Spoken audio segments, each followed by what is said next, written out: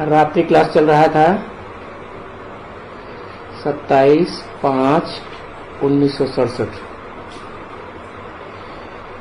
दूसरे पेज के मध्य आदि में बात चल रही थी कि आजकल के जो पंडित विद्वान आचार्य हैं वो दुनिया की दृष्टि में कुछ भी हों, हैं सभी 2 पैसे के, बर्थ नाटे पैनी। क्योंकि जब तक बाप ना आवे तो राजयोग कौन सिखावे? बाप के सिवाय तो कोई राजयोग सिखा ही नहीं सकता। और असली गीता ज्ञान सुनाई भी नहीं सकता। तो तुम बच्चे जानते हो कि हम जो स्कूल कॉलेज यूनिवर्सिटी में बनते हैं, नर से नारायण जैसे, नारी से लक्ष्मी जैसे, वहां भक्ति मार्ग के पंडित विद्वान पंडित आचार्यों से तो नहीं बन सकते। वो तो बर्थनाट्य पैन ही बनाते हैं, बर्थ पाउंड हम बन ही नहीं सकते। वो क्या करते हैं? वो तो शरीर निर्वाह के लिए अपना धन कमाते हैं, अपना अल्पकाल क्षण भंगुर के लिए पढ़ाई पढ़ते हैं और दूसरों को पढ़ाते हैं। तो एक जन्म की पढ़ाई हुई। अभी तो बाप आए हैं तुम आत्माओं को पढ़ाने के लिए। आत्माओं का कनेक्शन तो अनेक जन्मों से है। तो बाप तुमको आत्मा का ज्ञान दे करके आत्मा ऊंच से ऊंच पद कैसे पा सकती है वो बताते हैं। ये कोई क्षण भंगुर के लिए पढ़ाई नहीं है, एक जन्म के लिए नहीं है, अनेक जन्मों की पढ़ाई है। 21 जन्मों की तो पक्की है। सुख ही सुख मिलेगा, दुख का नाम निशान नहीं। अभी तुम बच्चे जानते हो कि अभी संगम युग में बाप आए हुए हैं। किसका बाप है? वो धर्म पिताएं नहीं जिनके फॉलोअर्स उन्हें अपने धर्म का बाप मानते हैं। वो तो हद के हो गए। भले क्राइस्ट है, 200-300 करोड़ क्रिश्चियंस उन्हें अपना बाप मानते हैं, परंतु सारी दुनिया के लोग तो उन्हें बाप नहीं मानते ना। वो तो बेहद का बाप एक ही है, सभी आत्माओं का बाप, सुप्रीम गॉड फादर कहा जाता है। उनको दुनिया नहीं जानती है, कोई भी नहीं जानती। तुम बच्चे जानते हो कि वही सुप्रीम सोल बाप पढ़ाए रहे हैं। तो जो जन्म जन्मांतर के लिए अमर देवता बनाने की पढ़ाई पढ़ाते हैं, वो सच्ची सच्ची अमर कथा पढ़नी पड़े ना। जिस पढ़ाई से, जिस कथा को सुनने से हम अमरपुरी में जाते हैं। ये तो है ही मृत्युलोक। जब हम अमरपुरी में जाएंगे तो इस मृत्युलोक में वापस नहीं आएंगे, बरोबर वहां अमर रहेंगे। क्या हम मरेंगे नहीं? स्वर्ग में शरीर नहीं छोड़ेंगे। शरीर ही तो मरता है। शरीर छोड़ेंगे लेकिन अपनी स्वेच्छा से शरीर छोड़ेंगे। वहां कभी भी अकाले मृत्यु नहीं होती है। इस दुनिया में तो अकाले मौत हो जाती है। कोई बहुत पाप करते हैं तो पापों का बोझा इतना बढ़ जाता है कि अकाले मौत हो जाती है। सूक्ष्म शरीर धारण करना पड़ता है, भूत प्रेतों का भटकते रहते।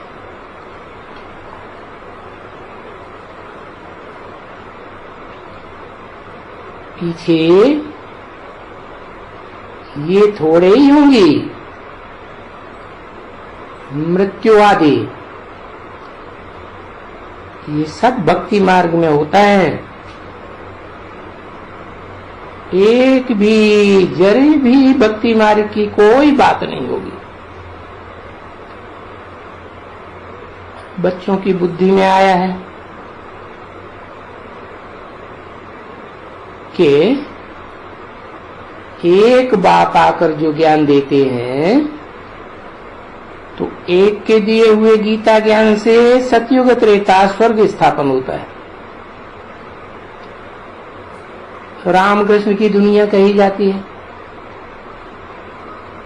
फिर त्रेता के बाद द्वैतवादी द्वापर युग आता है। हाँ, भक्ति में हम नीचे गिरते हैं। नीचे क्यों गिरते हैं? क्योंकि देहधारी धर्म पिता इस दुनिया में आते हैं, द्वैतवाद फैलाते हैं। दो दो धर्म, दो दो राजाइयां, दो दो भाषाएं, दो दो कुल, दो दो मतें बढ़ती चली जाती, तो झगड़े बढ़ते हैं। तो भक्ति में हम नीचे आ जाते हैं। वहां भक्ति मार्ग में द्वापर युग से सबकी बुद्धि भागती रहती है, एक जगह ठिकाना नहीं मिलता, यही चक्कर फिरता रहता है। तो अभी तुम बच्चे जान गए हो कि हम आत्माएं इस दुनिया में एक्टर्स हैं। कोई छोटे एक्टर, कोई बड़े एक्टर, कोई ज्यादा जन्म लेते, ज्यादा चोले बदलते, कोई कम चोले बदलते। तो जब एक्टर्स हैं तो एक्टर्स को अपने पार्ट का मालूम तो होना चाहिए ना। आत्मा एक्टर है तो फिर क्या एक्ट बजाना है, क्या एक्ट इस दुनिया में आकर बजाया है पास्ट में, क्या बजावेंगे, ये तो कुछ पता ही नहीं। तो बेवकूफ एक्टर्स हुआ ना। एक्टर्स को तो जरूर मालूम होना चाहिए कि हमारा पार्ट क्या है जन्म जन्मांतर। ये बात जन्म जन्मांतर का हिसाब किताब एक के ज्ञान से मिलता है।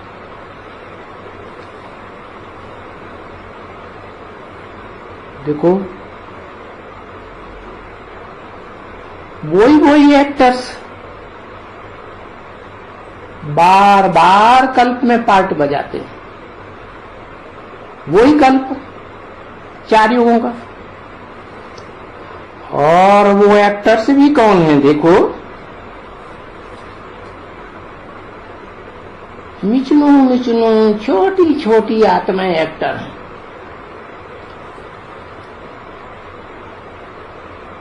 तो ये नई बातें सुनते हैं अभी पुरुषोत्तम संगम युग में, जबकि 5000 वर्ष के 4 युगों के ड्रामा की अभी शूटिंग हो रही है, रिहर्सल हो रही है। अभी हम जानते हैं कि हम आत्मा हैं। पहले हम भी भक्ति मार्ग में थे, जानते नहीं थे, तो समझते थे हम देह हैं। कोई पूछता था कि तुम कौन हो, तो बताते थे हम नौजवान हैं, बुढ़े हैं, हम बालक हैं, मास्टर हैं, टीचर हैं। अब यहाँ बाप के पास आए हो तो तुम्हें नॉलेज मिली। ये टीचर है, ये डॉक्टर है, इंजीनियर है, ये तुम जब पैदा हुए थे तब थोड़े ही थे। तुम परमानेंट क्या हो? तो बाप बताते हैं तुम तो परमानेंट आत्मा हो, ज्योति बिंदु आत्मा हो। जिसे ज्योति बिंदु की यादगार भारत में माताएं आज भी बिंदी लगाती है। कहाँ? नाक पे क्यों नहीं लगाती? क्योंकि आत्मा उत्तमांग में रहेगी ना। उत्तमांग में ही भ्रकुटी है, भरी पूरी कुटी, जहाँ आत्मा रूपी राजा रहता है पूरे शरीर रूपी राज्य को कंट्रोल करने के लिए। तो ये नॉलेज बाप के पास है। कौन से बाप के पास है? धर्म पिताओं के पास नहीं है। हाँ, वो ब्रह्मा के पास भी नहीं।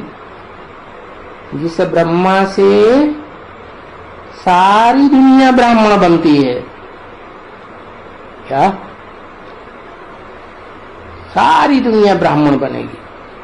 सबको अपनी आत्मा का पार्ट का पता चलेगा। ये नॉलेज ब्रह्मा के पास भी नहीं है। किसके पास है? जो ब्रह्मा का भी बाप है, विष्णु का भी बाप है। कहा ही जाता है त्रिमूर्ति बाप, त्रिमूर्ति शिव है। क्यों कहते हैं त्रिमूर्ति शिव? है? शिव को मूर्ति होती है क्या? है? शिव तो खुद ही बिंदी है, सदा काल बिंदी है। वो तो कभी भी शरीर धारण करता ही नहीं, गर्भ से जन्म लेता ही नहीं। तो त्रिमूर्ति शिव क्यों कहते हैं? इसलिए कहते हैं कि वो जब इस सृष्टि पर आता है तो जिस मुकर्रर रथ में प्रवेश करता है वो रथधारी याद की शक्ति से बाप समान बनता है। कौन से बाप समान? शिव बाप के समान निराकारी, निर्विकारी, निरहंकारी बनता है। और फिर उसका नाम जोड़ा जाता है शिव के साथ, और किसी का नाम नहीं जोड़ा जाता। क्या जोड़ते हैं? शिव शंकर। तो वही शंकर नाम रूप से प्रसिद्ध होने वाली आत्मा, जिसे दूसरे धर्मों में आदम एडम भी कहते हैं, है वो बाप समान, शिव समान निराकारी बनती है। और उसके लिए कहा जाता है त्रिमूर्ति शिव। उसके पास ये नॉलेज है, जैसे मेरे पास नॉलेज है उसके पास भी नॉलेज है। कब? सारी दुनिया की त्रिकालदर्शिता की नॉलेज कब है? पुरुषार्थी जीवन में नहीं। जब पुरुषार्थ संपन्न होता है, वो बाप समान बनता है, तब कहा जाता है त्रिमूर्ति शिवासली। तीन मूर्तियों के साथ प्रत्यक्ष होता है संसार में। जो आज भी झंडा गान करते हैं तो क्या कहते हैं? झंडा ऊंचा रहे हमारा।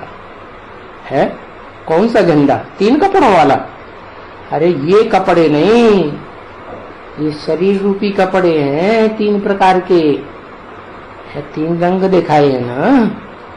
तो ये ब्रह्मा, विष्णु, शंकर, ये 3 आत्माओं की यादगार है, जो चिल्लाते रहते हैं विश्व विजय करके दिखलावे। अरे कपड़े का झंडा कोई विश्व विजय करता है क्या? तो ये सारी नॉलेज बाप के पास है, सारे ड्रामा की नॉलेज। कौन से बाप?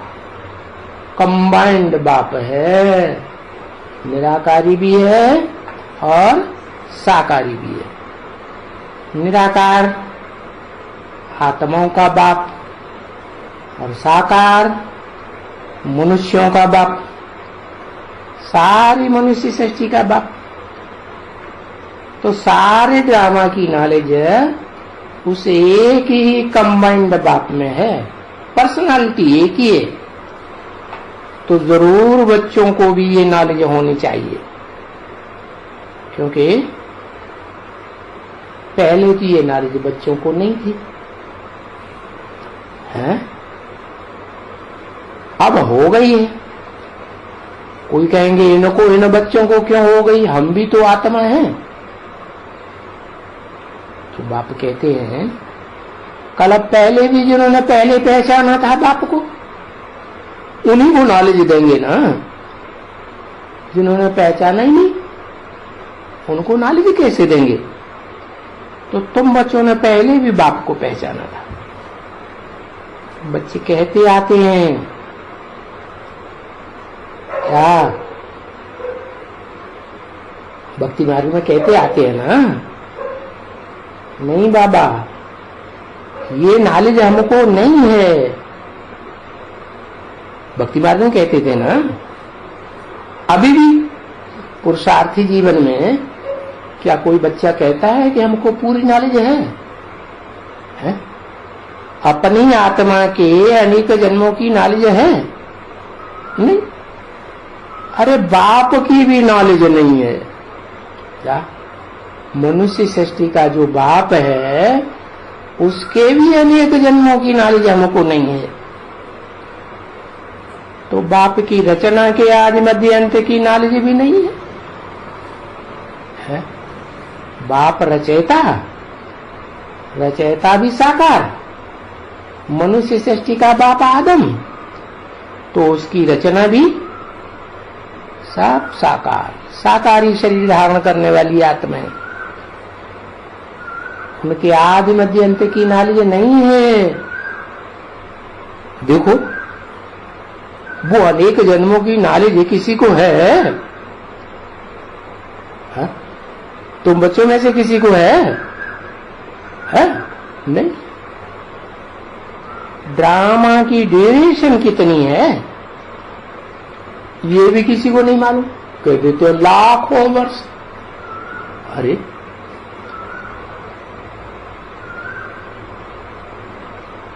क्रिश्चियंस तो कहते हैं कि क्राइस्ट से 3000 वर्ष पहले भारत में पैराडाइज था।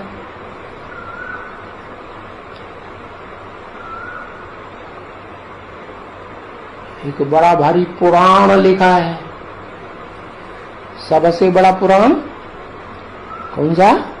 महाभारत पुराण। उसमें भी लिखा है कि आज से 5000 वर्ष पहले महाभारी महाभारत युद्ध हुआ था। 3 सेनाएं थी, यादव विदेशी, जिनके पेट में से मिसाइल से रूपी मूसल निकले, सारी दुनिया का खलासा कर दिया चतुर्थ विश्व युद्ध में। उससे पहले हुआ था तृतीय विश्व युद्ध। तो 2 विश्व युद्ध तो हो गए ना। अब तृतीय विश्व से सामने खड़ा है ना। बताते हैं 5000 साल पहले महाभारत युद्ध हुआ था। क्या वो पुराण में लिख दिया। लेकिन ये नहीं जानते कि भगवान द्वापर में आया था या कब आया था। गीता में तो लिखा है सर्वधर्मान परित्यज्य, सब धर्मों को त्याग दे। अब सब धर्मों को त्यागेगा तो सब धर्म पिताओं को नहीं त्यागेगा, त्यागना पड़े ना। और सब धर्म कौन से युग में होते हैं? द्वापर में होते हैं क्या? सत्ययुग त्रेता में होते हैं? सभी धर्म तो इकट्ठे होते ही हैं कलयुग के अंत में। तो ये कलयुग के अंत में जब भगवान बाप आते हैं तब ही 5000 वर्ष के ड्यूरेशन का ड्रामा पूरा होता है, तभी आकर के रिहर्सल कराएंगे। तो किसी को नहीं मालूम है ये जो ह्यूज ड्रामा है दुनिया का, इसकी टोटल आयु क्या है। गपोड़ा तो देखो कितने लगाते हैं, क्या सतयुग इतने लाखों वर्ष का, त्रेता इतना, द्वापर इतना, कलयुग अभी 40,000 वर्ष पड़ा है। प्रूफ प्रमाण कुछ भी नहीं। अरे सीधी सी बात है, मनुष्यों के पास जो ये द्वैतवादी दुनिया में मनुष्य रहते हैं, दो दो धर्म, दो दो राज्य, स्वर्ग में थोड़े ही दो दो राज्य, दो दो धर्म होते हैं। तो इस द्वैतवादी दुनिया की हिस्ट्री मनुष्यों के पास है। जब से ये दूसरे दूसरे धर्म के टाइम मनुष्य के रूप में आए, उनको कितना टाइम हुआ? कहते हैं 2500 वर्ष हुआ। ये 2500 वर्ष की हिस्ट्री मृत्युलोक के मनुष्यों की है, तो जरूर 2500 वर्ष की हिस्ट्री और भी होगी जो मनुष्यों की नहीं है, देवात्माओं की हिस्ट्री है। वो देवात्माओं की हिस्ट्री बाप आत्माओं का बाप सुप्रीम सोल गॉड फादर ही जानते हैं। वो ही आकर के बताते हैं क्या कि 5000 वर्ष का टोटल ड्रामा है। शास्त्रों में लिख भी दिया है, ब्रह्मा का दिन ब्रह्मा की रात। अरे तो रात दिन बराबर होगा ना? रात में तो भटकते रहते हैं, रास्ता नहीं मिलता। तो ये भटकने का टाइम हुआ। ये जो देहधारी धर्म पिताएं आते हैं, इब्राहिम, बुद्ध, क्राइस्ट है, वो सारी दुनिया को भटकाते रहते हैं, किसी को कोई रास्ता नहीं मिलता। तो देखो ये हो गई ब्रह्मा की रात। और फिर जो भगवान दुनिया बनाते हैं, नई दुनिया, स्वर्ग की दुनिया, हेवनली गॉड फादर है ना, हेवन ही बनाएगा ना। तो वो दुनिया है 2500 वर्ष की, रामकृष्ण की दुनिया, जहां सुख ही सुख होता है। एक ही धर्म होता है दुनिया में, दूसरा कोई धर्म होता ही नहीं तो कोई बताए। इब्राहिम आकर के जब इस्लाम धर्म स्थापन करते हैं, उससे पहले किसी को पता है कौन सा धर्म था? किसी को पता नहीं, एक ही धर्म था। तो देखो कितने गपोड़े लगाए हैं शास्त्रों में। कहां 5000 वर्ष ड्यूरेशन और कहां लाखों वर्ष लगाई दिया। तो घोर अंधेरे में मनुष्य पड़े हुए हैं। कितना अंधेरा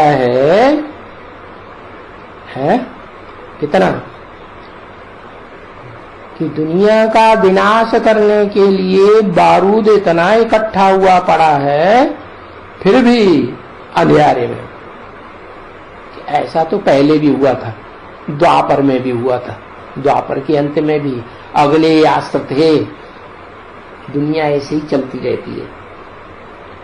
तो इसलिए इस समय गाया हुआ है क्या गाया हुआ है कि पास्ट में घोर अंधेरे में थे,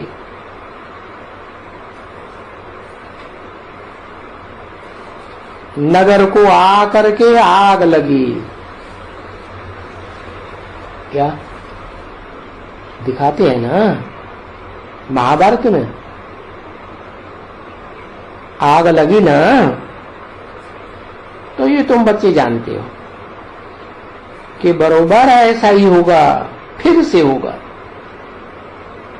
क्योंकि ये अनायास ही मौत सर के ऊपर आ जाएगी। क्या द्वितीय विश्व युद्ध में हिरोशिमा नागासाकी के ऊपर हुआ? वो लोग वहां नगर के रहने वाले जानते थे कि अभी मौत आने वाली है। अचानक सर के ऊपर मौत आ गई, फिर मौत आ जाएगी। अभी सारी दुनिया के सर पर मौत अब मंडरा रही है। किसी को फुर्सत ही नहीं रहेगी किसको सुनाने करने की। क्या ये जो ज्ञान अभी तुम बच्चे शांति में बैठ करके सुन रहे हो, ये शांति का टाइम फिर नहीं रहेगा। पढ़ने का, पढ़ाने का और विचारों का विनाश हो जाएगा। इसलिए गाया हुआ है क्या? मिरुआ मौत मलू का शिकार। क्या मतलब? शिकारी होता है ना, शिकार करता है तो जानवर की तो मौत हो जाती है, और शिकारी को क्या मिलता है? शिकारी को खाने के लिए ढेर सारा मांस मिल जाता है। तो फायदा किसको हुआ? शिकारी को फायदा हुआ। तुम बच्चे शिकारी हो क्या? तुमको तो नई दुनिया में बहुत सुख मिलने वाला है, बाकी सारी दुनिया में ये जो जानवर फैले हुए हैं ना दुखदाई, इन सब का विनाश हो जाएगा। तो ये गायन है, मिरुआ मौत मलू का शिकार। तो तुम अभी बन गए मलूक क्या? फरिश्ते बन गए इस फर्श की दुनिया से। अब तुम्हारा बुद्धि योग हट गया, तुम्हारा इस फर्श की दुनिया वालों से कोई संबंध बुद्धि का नहीं रहा। तो तुम हो गए पक्के पक्के फरिश्ते, और ये मनुष्य जैसे मरेंगे जानवरों की तरह। क्या? जैसे सड़क पर कुत्ते मरते रहते हैं ना, कोई पानी पिलाता है उनको, उठा के हॉस्पिटल ले जाता है? नहीं ले जाता। ऐसे जानवर मनुष्य जानवरों की तरह मरते रहेंगे, जानवरों के माफिक मरेंगे। अभी ये ज्ञान तुम कोशिश करके भक्तों को सुनाते हो। किसके भक्त? जो भगवान के पीछे भागते हैं, भले भटकते हैं, कहीं मंदिर में, कहीं मस्जिद में, कहीं गुरुद्वारों में, कहीं तीर्थ स्थानों में, इधर उधर भटकते हैं ना, भागते फिरते रहते हैं, बुद्धि से भी भागते, शरीर से भी भागते, तो भक्त हैं। तो कोशिश करके भगवान के ऐसे अंधे भक्तों को, अंध श्रद्धालुओं को तुम सुनाते रहो। भले वो भगत तो शास्त्र पढ़ते रहे, सुनते रहे, वो तुम्हारी बात जल्दी मानेंगे नहीं, कोई बात नहीं, उनमें बीज तो पड़ जाएगा, ज्ञान का बीज तो पड़ेगा ना। ये ज्ञान सुनाने वाला भगवान आया हुआ है, कान में बात तो पड़ेगी ना, उनको आना है। उन भक्तों को भी दुनिया के जानवर मनुष्य नहीं आएंगे क्या? खूंखार जो खून रेजी करते हैं, लेकिन ये भगत आवेंगे। जिन भक्तों को तुम संदेश देते हो, सुनाते हो, जब सृष्टि का अंत होने वाला होगा तो ये भक्त तुम्हारे पास भाग के आ जावे। उन भक्तों को तो गुरुओं ने सुनाया हुआ है कि अभी कलयुग 40,000 वर्ष चलेगा। देखो बिल्कुल घोर अंधेरे में डाल दिया है। अभी तुम भी क्या करेंगे? वो तो शास्त्रों को मानते हैं, तुम्हारी बात तो मानते नहीं। कौन? भगत लोग तुमको माने या शास्त्रों को माने? ये शास्त्र तो हजारों वर्ष से चले आ रहे हैं, तुम अभी आए हो ब्रह्मा कुमार कुमारी बनके, तो किसकी बात माने? परंतु नहीं, विवेक कहता है, ड्रामा कहता है कि ऐसे करते करते आहिस्ते आहिस्ते आहिस्ते वो भक्त भी अंत में सुनेंगे जरूर, और भगवान को पहचान कर भगवान की तरफ ही भागेंगे। क्यों भगवान की तरफ क्यों भागेंगे? हैं? धर्म पिताओं की तरफ क्यों नहीं? दूसरे धर्म वाले भी तो समझते हैं जब कयामत होगी तो हमारे पैगंबर धर्मपिता प्रत्यक्ष हो जाएंगे कयामत के समय, तो उन पैगंबरों की तरफ भागेंगे या भगवान की तरफ भागेंगे? है? अरे पैगंबरों की तरफ भागेंगे वो जो दूसरे धर्म के पक्के हैं। क्या भगत? कौन से भगत? वो जो भगवान के पीछे पागल हुए पड़े हैं, सुबह से शाम तक चिल्लाते रहते। जैसे तुम भी आगे भक्ति मार्ग में भक्त थे ना,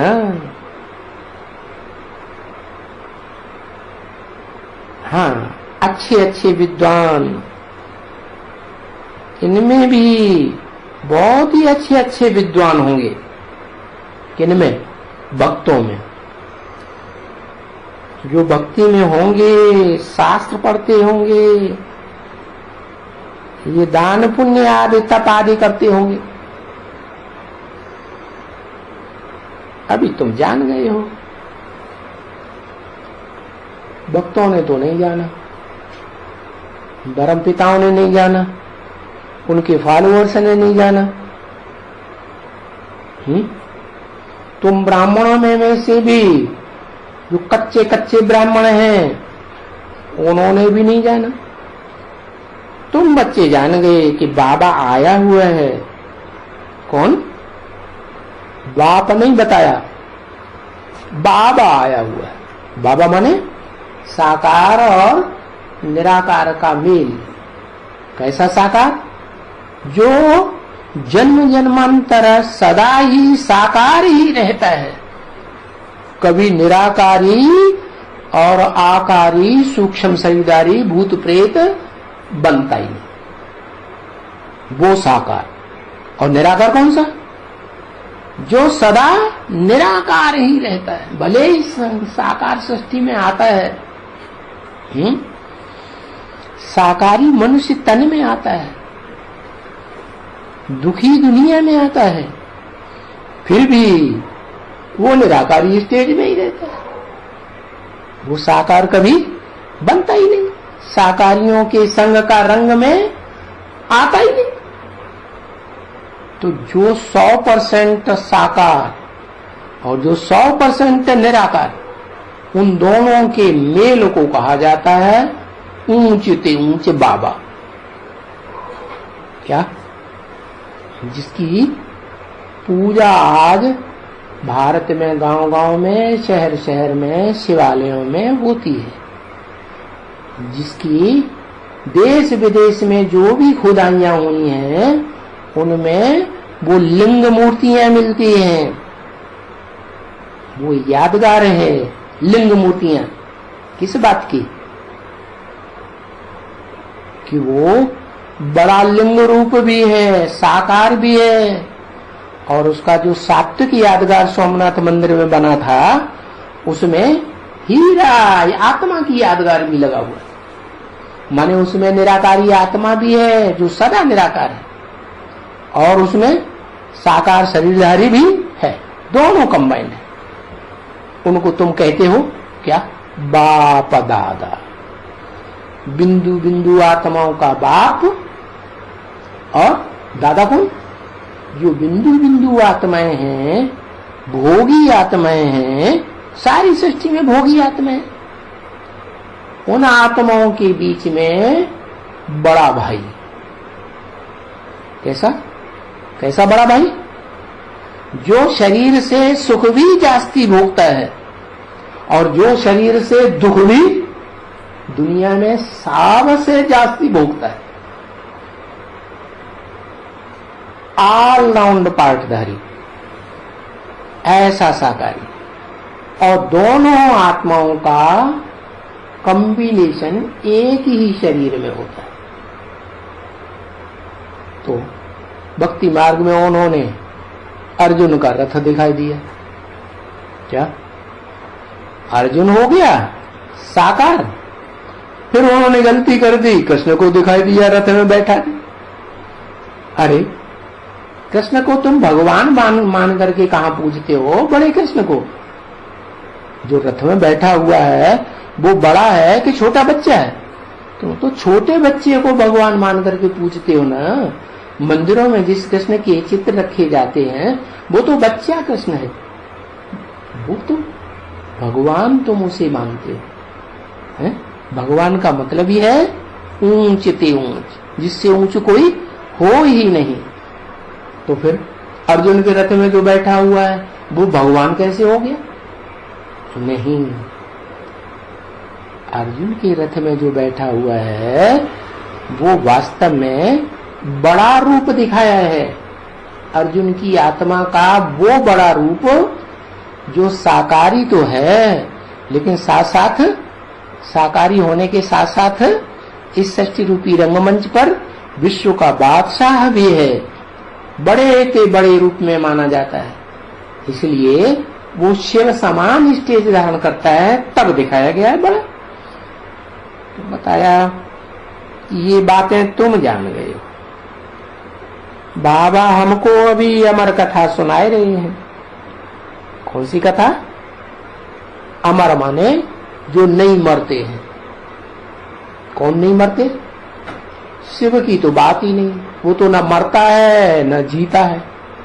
क्या वो जन्म लेता है?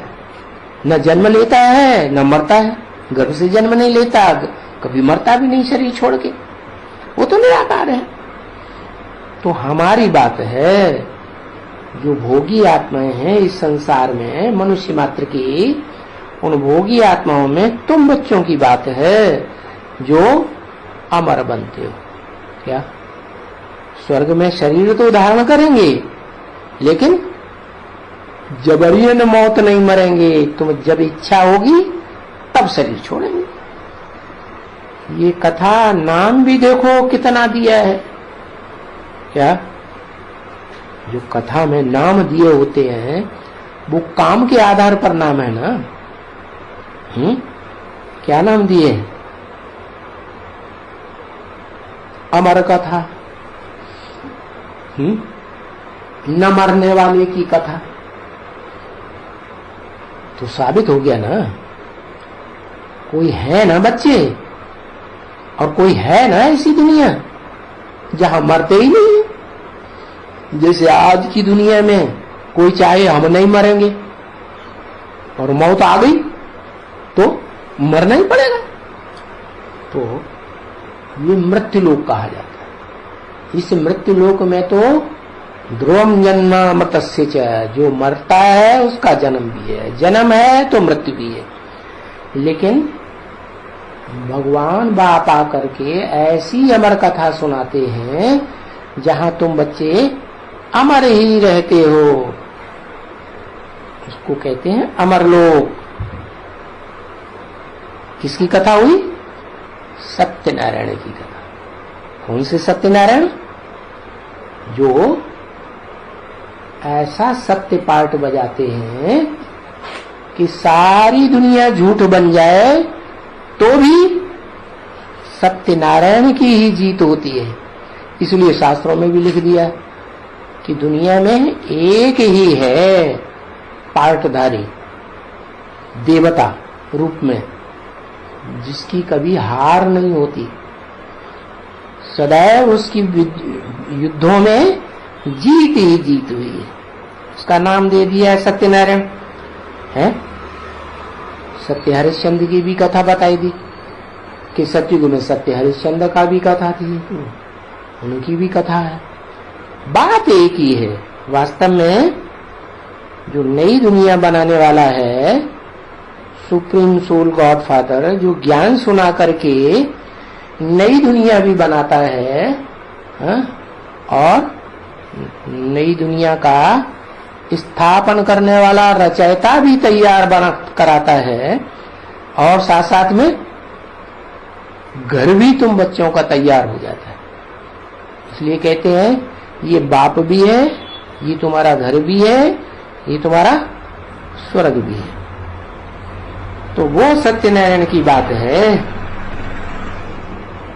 तीजरी की कथा भी देते हैं। क्या? तीजरी की कथा मोस्टली कन्याएं करती हैं। उन कन्याओं को पता चलता है कि तीसरा ज्ञान का नेत्र किसका पहले खुलता है, वो पहचान लेती है। क्यों पहचान लेती है? क्योंकि कन्याओं की बुद्धि पवित्र होती है।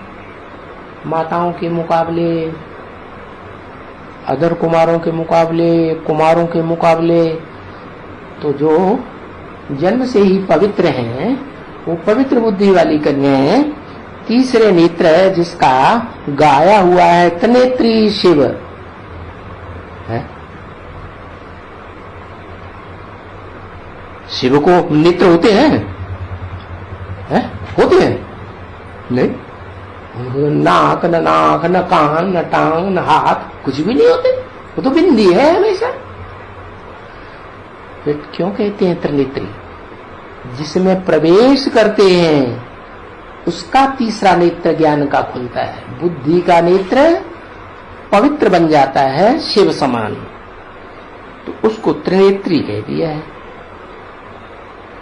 और भी कोई तुम्हारे पास है, और भी कोई कथाएं होंगी, क्योंकि हर एक भाषा में अलग अलग जुदा जुदा कथाएं हैं।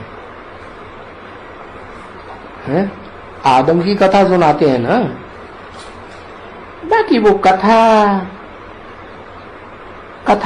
माना कहा जाता है कहानी, परंतु कहानी को कभी भी नॉलेज नहीं कहा जा सकता। क्या वो कहानी सुनाते हैं लैला मजनू की, शीरी फरियाद की है कि शीर का बाप राजा था, फरहाद जो है वो शीरी पर फिदा हो गया, शीरी फरहाद पर फिदा हो गई। बाप राजा वो ऐसे भिखमंगे को कह देगा अपनी कन्या, तो उसने ऐसी बात रख दी कि ये पहाड़ काट के लाओ नदी उस पार से, तो तुम्हारी शादी कर देगी। अब पहाड़ कैसे कोई काटेगा? है ये इस दुनिया के पहाड़ काटने की बात पत्थरों की दुनिया है। क्या दुनिया कैसे लोगों की है? पत्थर बुद्धि लोगों की दुनिया है। ये सब पत्थर बुद्धि लोगों की दुनिया को काट करके जो नदी है, कौन सी नदी? कौन सी नदी पहाड़ से गुजरती हुई आती है, पहाड़ों को काटते हुए और फिर सागर में गिरती है? ब्रह्मपुत्र नदी। तो कहानी है, वास्तव में उसका अर्थ भी बाप आकर बताते हैं, उसको नॉलेज नहीं कहेंगे। कहानी माने पिछले पास्ट की सुनी हुई कहानी बैठ करके सुनाते हैं। जैसे ये भी कहानियां हैं, सत्यनारायण की कहानी, तिजरी की कथा, अमर कथा, कहते हैं शंकर ने पार्वती को सुनाई। ये शास्त्रों की कहानियां हैं ना। वैसे उन धर्म पिताओं के धर्म के फॉलोअर्स भी वो कहानियां सुनते रहते हैं पास्ट की कहानियां। देखो क्या, देखो माने उनकी गहराई को परखो, पास्ट की है या नहीं। अभी जो पास्ट का था वो अभी प्रेजेंट हुआ है। क्या 5000 वर्ष पहले भी ये प्रैक्टिकल कथा हुई थी, और अब फिर से वो पक्की होने जा रही है, क्योंकि ये कथाओं की रियलिटी बाप बैठ करके समझाते हैं। क्या बाप ने ये सुनाई थी पहले भी, कल्प पूर्व, उस समय भी लड़ाई लगी थी। और जब लड़ाई लगी थी तो कैसे सुनाई थी प्रैक्टिकल में? जैसे अभी सुनाए रहे। अभी ब्राह्मणों की दुनिया में सूर्यवंशी ब्राह्मण, चंद्रवंशी ब्राह्मण तैयार हो रहे हैं ना, तो ज्ञान की लड़ाई है। ज्ञान के अस्त्र शस्त्रों की लड़ाई है। भगवान बाप कोई हिंसक युद्ध कराएंगे क्या? उन्होंने तो हिंसक युद्ध दिखाई दिया। तो ये प्रैक्टिकल में कथा सुनाए रहे हैं। 27-5-67 की वाणी का 3रा पेज। बाप कहते भी हैं, बच्चे हर 5000 वर्ष मुझे बाद आना पड़ता है। क्या? आता तो हूं, सारी दुनिया के बीच आता हूं, फिर तुम ही आकर के ये सुनते हो। अमर कथा, सत्यनारायण की कथा, और तुम ही फिर और भी जास्ती वृद्धि को पाते रहेंगे। पहले भी तुम ऐसे ही किया था, तुमने ही आके ये कथा सुनी थी, फिर तुम ही वृद्धि को पाते रहते थे। पहले तुम थे थोड़े ही,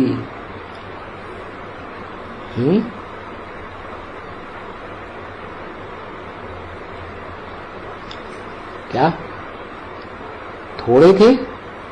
माने भक्ति मार्ग में थे? भक्ति मार्ग में तुम भी नहीं थे। शुरुआत में तुम थोड़े ही थे सब। बाप आते हैं तो कितने होते हैं? 3 होते हैं बस। शिव बाप आते हैं तो कितने होते हैं? त्रिमूर्ति शिव बाप कहा जाता है। 3 होते हैं। बाकी इतने ढेर के ढेर जो बताए दिए हैं शास्त्र में। 5 पांडव थे, 5 पांडव से बढ़कर के 11 अक्षौणी हो गए। तो तुम इतने थोड़े थे, तो थे थोड़े ही नहीं। तुम भी बाद में आई हो सुनने के लिए, क्योंकि कल्प कल्प तुमने भी सुना था। तभी तो तुम बच्चे कहते हो ना, बाबा हम कल्प कल्प आकर के तुमसे मिलते हैं। क्या तुम कहते हो? कौन कहता है? तुम किससे कहा जाता है? जो सन्मुख बैठ करके सुनते हैं उनके लिए कहा जाता है तुम। और जो सन्मुख बैठ करके नहीं सुनते, जो ब्राह्मण है, टैप रिकॉर्डर से सुनते हैं, टीवी में सुनते हैं, कागज की मुरली सुनते हैं, उनको तुम थोड़े ही कहेंगे। है जैसे ब्रह्मा को कहते हैं ये है, तो ये तो बाजू वाले हो गए ना एक तरफ। क्यों? क्योंकि मैं तुमको सुनाने के लिए आता हूं। तुम समझदार बच्चे हो, तुम बाप को पहचानते हो, ये थोड़ा ही पहचानता है? ये ब्रह्मा पहचानता है क्या? यज्ञ के आदमी भी इनको साक्षात्कार हुए, तब इन्होंने पहचाना क्या कि बाप कौन है?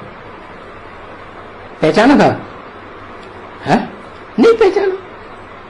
तो जब इन्होंने ही नहीं पहचाना ब्रह्मा ने, दादा लेखराज ने, तो इनको फॉलो करने वाले ब्राह्मण कहां से पहचान लेंगे? तो तुम बच्चे कहते हो बाबा हम कल्प कल्प आपसे आकर के मिलते हैं। क्या? प्रैक्टिकल में आके मिलते हैं। यहां ऐसा टुकड़ी में भी हम कल्प कल्प आए हैं। टुकड़ी मैंने छोटी छोटी पार्टियां बनाकर आए हैं, आगे भी जरूर आए हैं। और बाबा बोलते हैं हाँ बच्चे बरोबर आए हो, जरूर आए हो, तभी तो कथा सुनते हो, नॉलेज सुनती हो ना। और ये नॉलेज भविष्य के लिए सुनती हो। क्या? ऐसे नहीं कि तुम ये नॉलेज कोई इस दुनिया के लिए, इस दुनिया की प्राप्ति के लिए, सिद्धि के लिए, सफलता के लिए सुनते हो। नहीं, कहां के लिए सुनते हो? भविष्य के जन्मों की प्राप्ति के लिए सुनते हो। और ये भी नहीं कि शरीर छोड़ देंगे फिर बाद में जन्म लेंगे तब के लिए सुनते हो। नहीं, इसी जन्म में इसी शरीर से ये पुरानी दुनिया में नई दुनिया स्थापन होगी। पुरानी दुनिया के बीच मैं स्वर्ग का वर्षा देता हूं। उस स्वर्ग की दुनिया में तुम भविष्य कहेंगे। अभी तो वर्तमान में हो, अभी तुम्हारा पुरुषार्थ जीवन में है। भविष्य में तुम्हारा प्राप्ति का जीवन होगा। तो वहां से 21वां जन्म तुम्हारा शुरू हो जाता है। तो बुद्धि कहती है, क्या बुद्धि बने? मन बुद्धि रूपी आत्मा कहती है कि हम बाप द्वारा भविष्य के लिए प्राप्ति करते हैं, इस जन्म के लिए नहीं। बहुत से बुद्धू बच्चे ऐसे भी हैं, अरे हम इतने दिन से ज्ञान में चल रहे हैं, तन मन धन सारा स्वाहा किया, सारा परिवार ज्ञान में आया, और हमारे परिवार में ऐसी आफत क्यों आ गई? इतने मर गए, उतने मर गए। अरे बाप कहते हैं इस जन्म का जो तुम्हारा हिसाब किताब है वो पूर्व जन्मों से कनेक्टेड है। पूर्व जन्मों में तुमने जो जैसे कर्म किए हैं उसका हिसाब किताब तुमको यहीं इसी जन्म में भुगतना पड़ेगा, पुरुषार्थी जीवन में। जब तुम संपन्न स्टेज प्राप्त करेंगे तब तुम भविष्य में प्राप्ति करेंगे। तो तुम जो वर्षा पाते हो भविष्य जन्म जन्मांतर के लिए पाते हो, ले रहे हो, क्योंकि बाबा बेहद का है। क्या हद की दुनिया का नहीं है। और वो बच्चे सभी हद वाले हैं जो दुनिया में बैठे हुए हैं, जिन्होंने बाप को नहीं पहचाना है। क्या तुम बेहद की ब्राह्मणों की दुनिया में पुरुषार्थ कर रहे हो? बाबा हमारा बेहद का है। क्या बाबा हमारा बेहद का बाबा है और हम बच्चे भी बेहद के बच्चे हैं। बेहद की हमारी पढ़ाई है और बेहद का हमारा सन्यास है। उन सन्यासियों का जो सन्यास होता है वो तो हद का है। हद का घर बार छोड़ते हैं, बाल बच्चे बीवी छोड़ते हैं, जंगल में जाके बैठते हैं। हम क्या करते हैं? हम तो इस दुनिया को ही बुद्धि से याद करना बंद कर देते हैं। जैसे ये सारी दुनिया कांटों का जंगल है, दुखदाई है। भले तुम बच्चों में ये बात अभी नंबरवार बुद्धि में बैठती है कि ये दुनिया दुखदाई है, ऐसा कांटों के जंगल में सब दुख देने वाले हैं, लेकिन आगे चल करके तुम्हारी बुद्धि में भी पक्का बैठ जाएगा कि इस दुनिया में कोई किसी का नहीं है, सब दुखदाई है। तो तुमको बेहद का सन्यास कहा जाता है। सब बेहद की बातें, बेहद द्वारा बेहद की बात तुम सुनते हो और बेहद सुख तुम भोगते हो। क्या कैसा सुख? जैसा सुख राम कृष्ण की दुनिया में भी सतयुग त्रेता में नहीं होगा, ऐसा बेहद का सुख। राम कृष्ण की दुनिया में भी ज्ञान इंद्रियों का सुख होगा। क्या लेकिन तुम बच्चे कौन सा सुख भोगते हो? अतीन्द्रिय सुख भोगते हो, जहां इंद्रियों की दरकार है ही नहीं, बेहद का सुख। तो देखो हद वालों से हद का दुख देखा। हद की दुनिया वालों ने तुम्हें क्या दिखाया? हद का दुख। और बेहद वालों से अभी बेहद का दुख मिलता है। क्या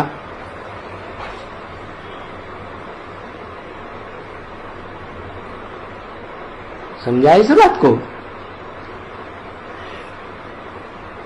बेहद का दुख मिलता है या सुख मिलता है? ऐसे बेहद की दुनिया में बेहद का सुख मिलता है।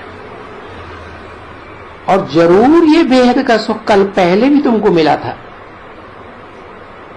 सतयुग आदि में भी मिला था, और पीछे हद का मिला हुआ है द्वापर कलयुग में।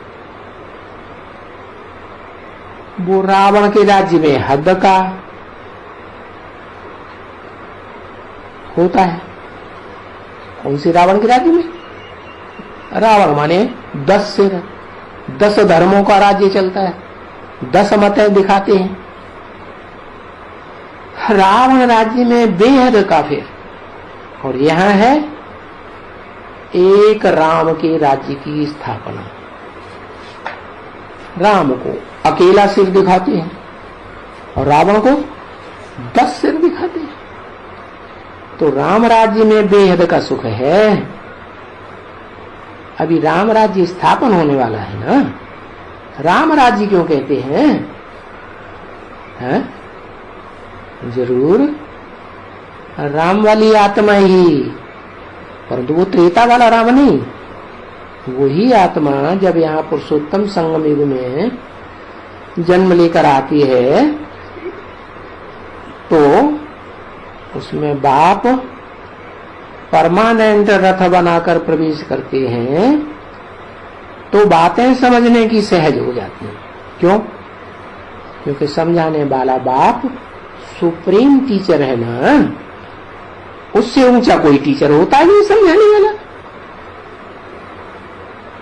समझाने की भी बहुत सहज बातें हैं। क्या? इस ज्ञान का नाम ही है सहज ज्ञान और सहज राजयोग। परंतु समझने वाले जो होंगे वो कौन होंगे? जिन्होंने कल पहले समझा था वो ही समझेंगे। जिस नंबर से समझा था उसी नंबर से समझेंगे, वो ही समझेंगे और तो कोई समझने की कोशिश भी नहीं करेंगे। कौन? जिन्होंने कल पहले नहीं समझा होगा वो कोशिश भी नहीं करेंगे। और समझाना बाबा कहते हैं, समझना भी सहज है और ये ज्ञान समझाना भी बहुत सहज है। कहां भी जाओ उसमें भी खास शिव के मंदिर में जाओ। क्या? शिव के मंदिर में तुम्हारे पास बहुत होंगे। क्या? थोड़े नहीं। वहां जाकर के बोलो, अरे ये शिव के मंदिर में बीच में कौन गोल मटोल पत्थर बैठाई दिया? ये कौन है? ये ऊंचे ते ऊंचा है या नीचे है? अरे बीच में बैठाया हुआ है।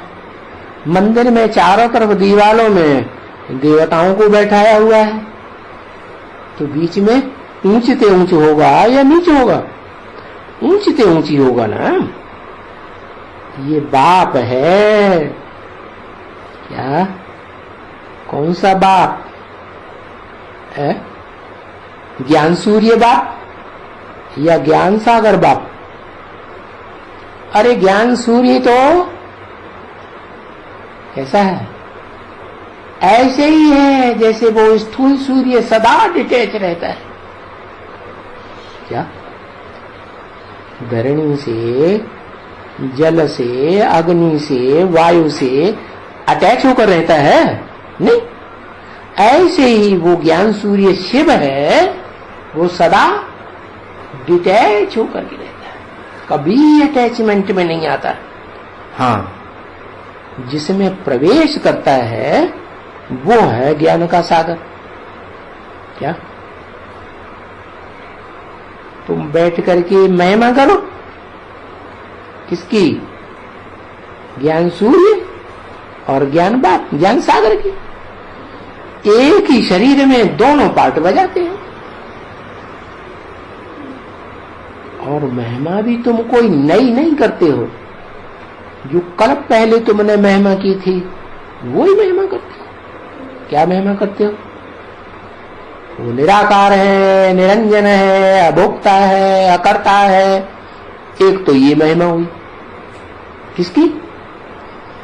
वो बेहद का जो ज्ञान सूर्य है, जो कभी अटैचमेंट में नहीं आता, माया मोह में नहीं फंसता, गर्भ से जन्म नहीं लेता, ये उसकी महिमा। और वो जिस आदम में, जिस आदि पुरुष आदि मानव में प्रवेश करता है, वो बिल्कुल जस्ट उससे उल्टा। क्या भोगता है? क्या भोगता?